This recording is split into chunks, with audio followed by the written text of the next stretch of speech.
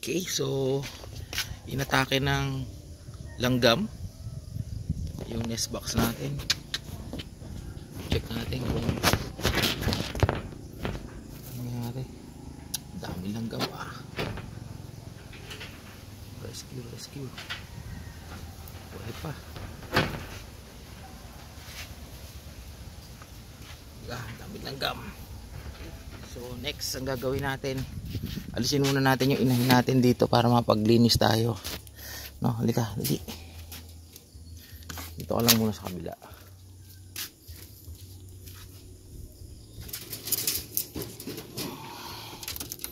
Mamaya alisin din natin itong kainan nila. Okay, alisin din natin itong mga dahon-dahon na to.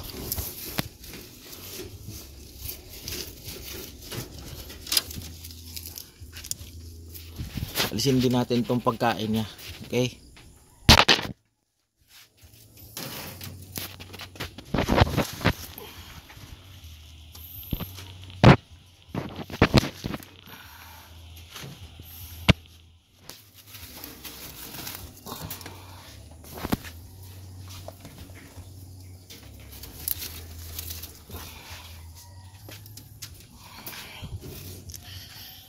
So next gagawin natin, alisin natin tong sprayan natin siya ng baulilay. Ayan, o tinan mo, ginugot-got niya, may kumagat din sa kanya. Okay, so yun lang. Mamaya sprayan natin gamit tong baulilay para wala na silang lahat. So natin maglinis, palitan natin ang nest box. Okay na siguro tong ganito. Tapos manghihingi tayo ng balahibo sa mga kasabay niya. Doon, pwede doon. And siguro dito na lang kasi itong Rex natin konti lang balahibo, no? So dito lang tayo sa kali natin kukuha ng balahibo kasi siya kalbo daming balahibo niyan. Tsaka dito sa ating FG GG na Rex, yan, diyan tayo kukuha. Mga ano to, project to, mga genetics project. Tapos ito naman, pakita ko sa inyo yung epekto ng mga kagat ng insekto, no? Makikita nyo, ayan, lahat yan ng mga butlig na yan. Yan, epekto ng kagat yan. Pero buhay naman yan, buhay, no? Na-save naman natin. Lahat yan sila ganyan, no? Ayan, patay na. Daming kagat to. Awa. Diba?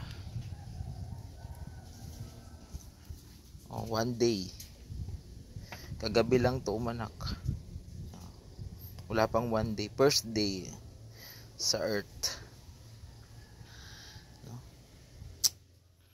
So yan, so kukuha na natin ng balahibo kasi malamig ngayon, mahangin, sarado naman yung gilid, so siguro naman hindi naman liparin masyado ng balahibo yan. Ito na, pilitan na lang natin, okay, para mas kulob sa hangin, malakas sa hangin ngayon season, no?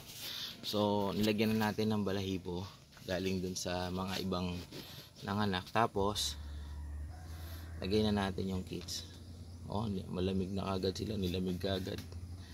Ayan, 1 2 5 to buti wala namatay. 3 4 comfy 5, yan.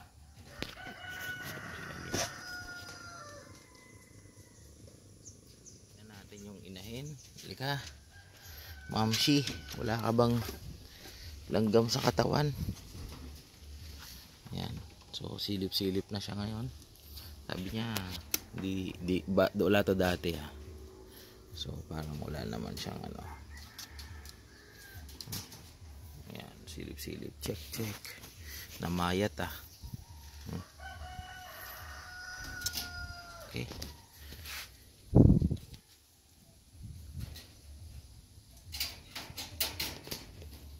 Tapos lalagyan natin tong pagkain niya.